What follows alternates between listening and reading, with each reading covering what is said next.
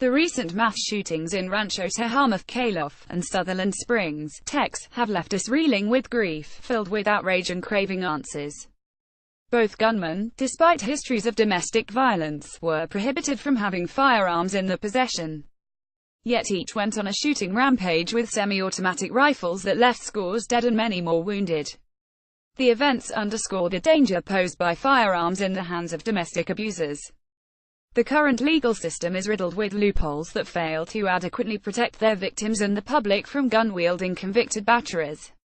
The connection between domestic violence and lethal gun violence is far greater than many realize. According to a recent report by Everytown for Gun Safety, a non-profit which advocates for gun control and against gun violence, more than half of America's mass shootings between 2009 and 2016 involved intimate partners or other family members. We know, too, that domestic abuse is rarely a singular occurrence. It often escalates into greater violence over time, frequently resulting in the death of the victim. One study by the Department of Justice found that a domestic violence victim is 5 times more likely to be killed if their abuser is in possession of a gun. PR Newswire in 2013, nearly 1/4 of all homicide victims in New York were in a domestic relationship with their killers.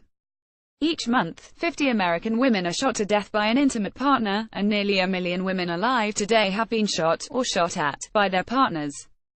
In order to remove firearms from the hands of domestic violence offenders in New York State, we must correct an inconsistency that currently exists between federal law and state law, which allows some convicted domestic violence offenders to retain firearms that have been purchased prior to the conviction.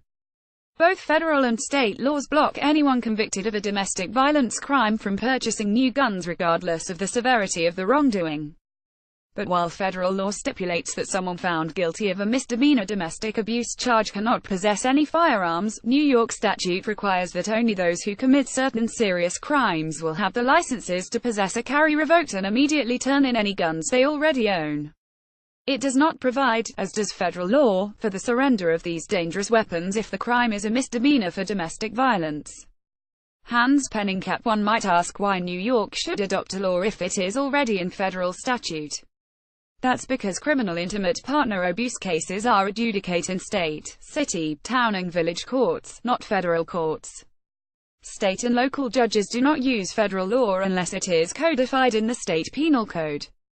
New York's inconsistency with federal law on misdemeanor gun possession means that state and local judges, who sentence these perpetrators, lack a clear legal standard to enforce a full firearm ban. This is a dangerous and potentially deadly loophole.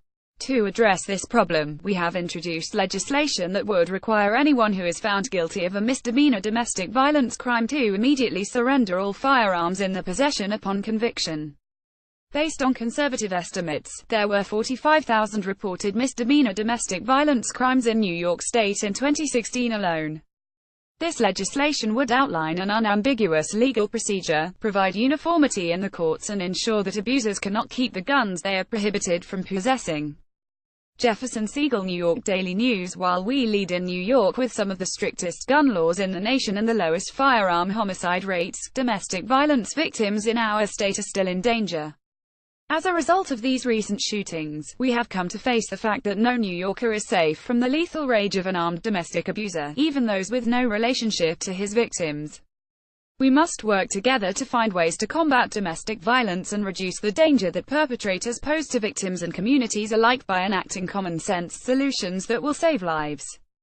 We must do everything possible to prevent massacres like the ones in Rancho Tehama and Sutherland Springs from ever happening here in New York. Paulin represents Scarsdale, Eastchester and Bronxville in the State Assembly. Savigno represents Brooklyn and Staten Island in the State Senate.